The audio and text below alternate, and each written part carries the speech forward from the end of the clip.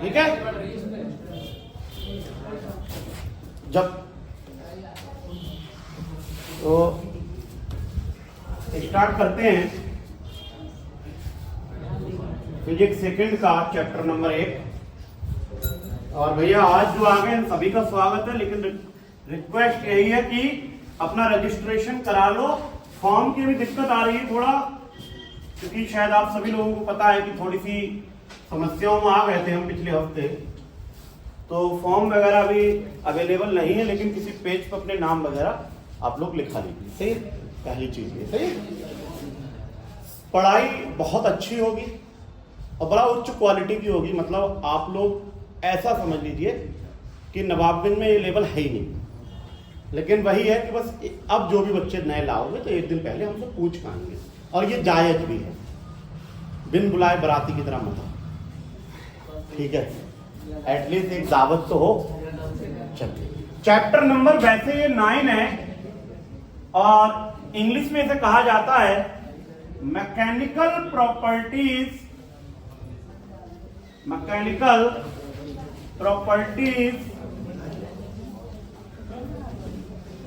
Of solids. Mechanical properties of solid. Hindi में आप इसका नाम किताबों में आपके उपलब्ध होगा ही। मैकेनिकल मतलब यांत्रिक, प्रॉपर्टीज मतलब गुण, ऑफ काकी के, सॉलिड मतलब ठोस। ठीक है।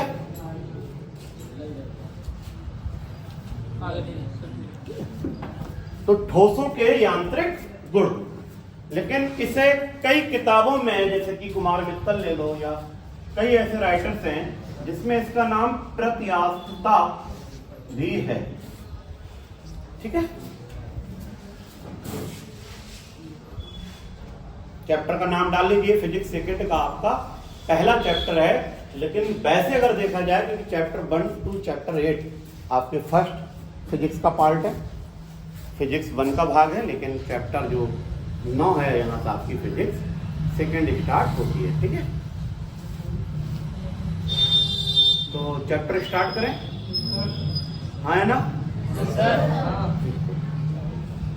बेटा। एक होता है विरूपक बल। क्या होता है? विरूपक बल। विरूपक बल यानी कि डिफॉर्मिंग फोर्स।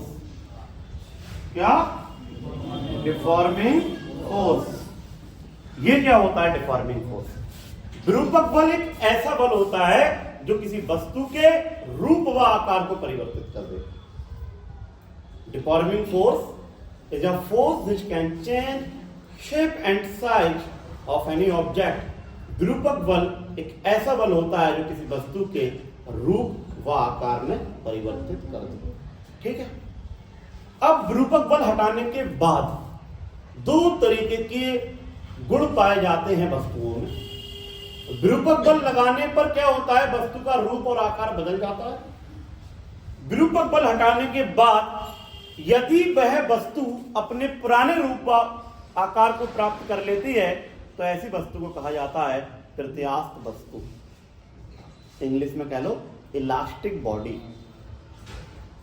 और यदि विरूपक बल हटाने के बाद कोई वस्तु अपने पुराने रूप व आकार को ग्रहण नहीं कर पाती है, प्राप्त नहीं कर पाती है, तो ऐसी वस्तुओं को बच्चों कहा जाता है अप्रत्यास्थ वस्तुएं, इंग्लिश में प्लास्टिक बॉडीज। ठीक है।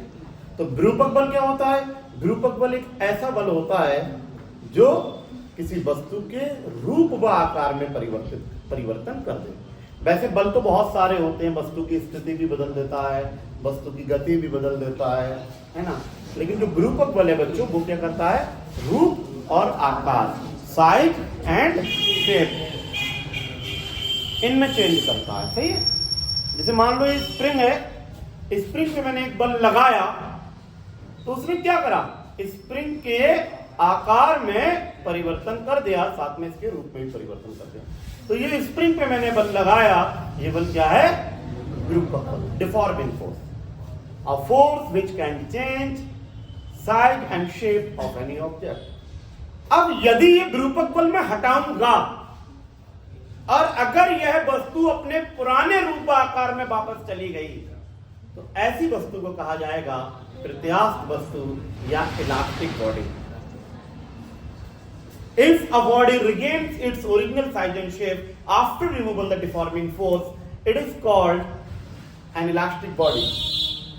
और यदि कोई वस्तु विरूपक बल हटाने के बाद अपने पुराने रूप व आकार में नहीं आ रही है तो ऐसी वस्तु क्या है? अप्रत्यास्थ वस्तु।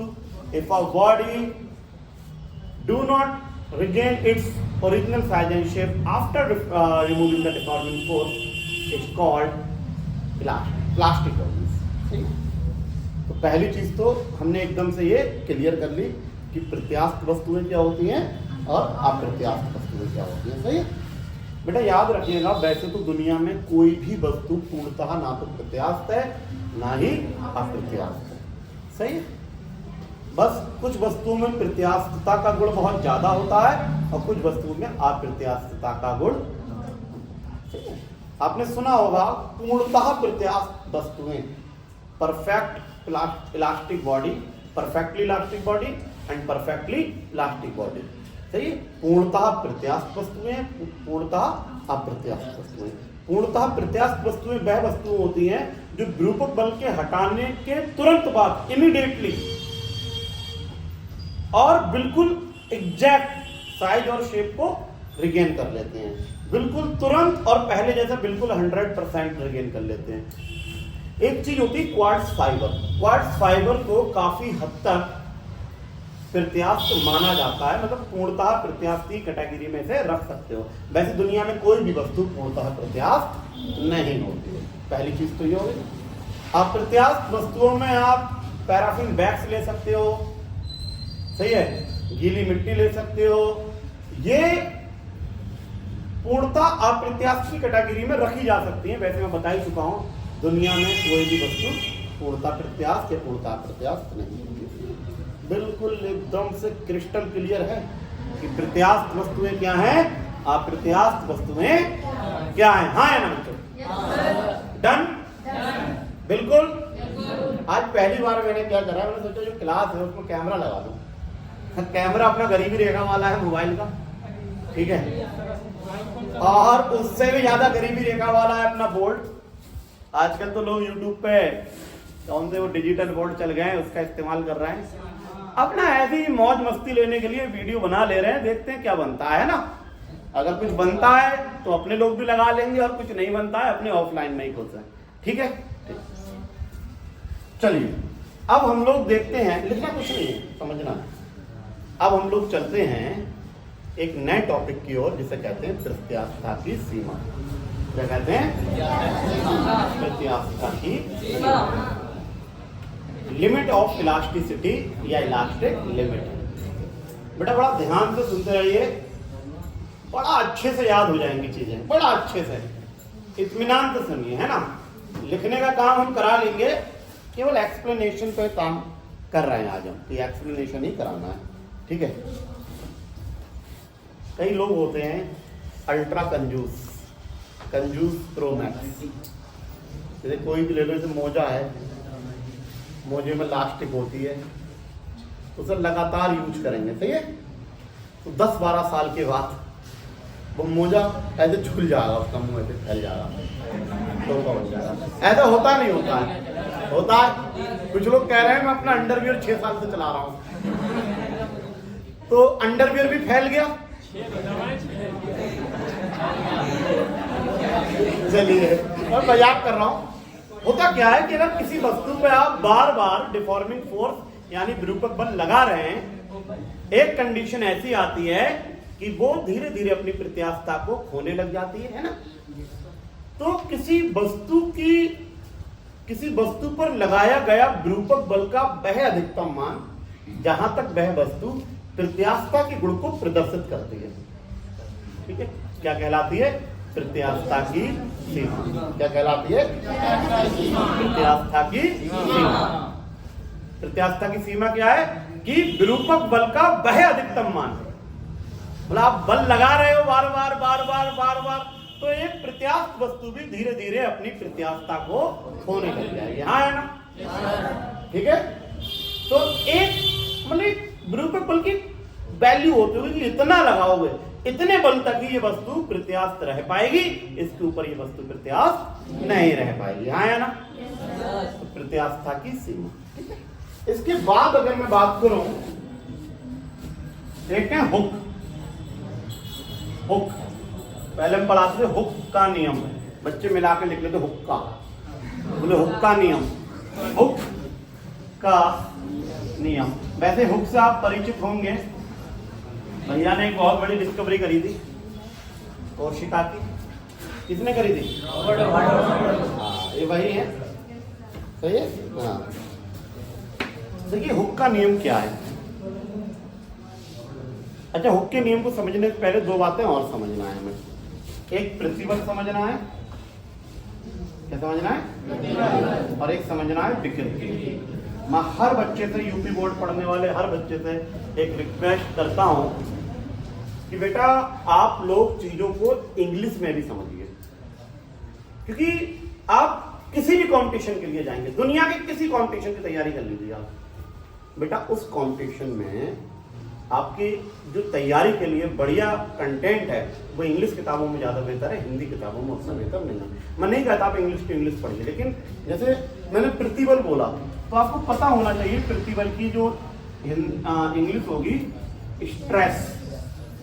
मैंने विकृति बोला, इसकी इंग्लिश होगी स्ट्रेन।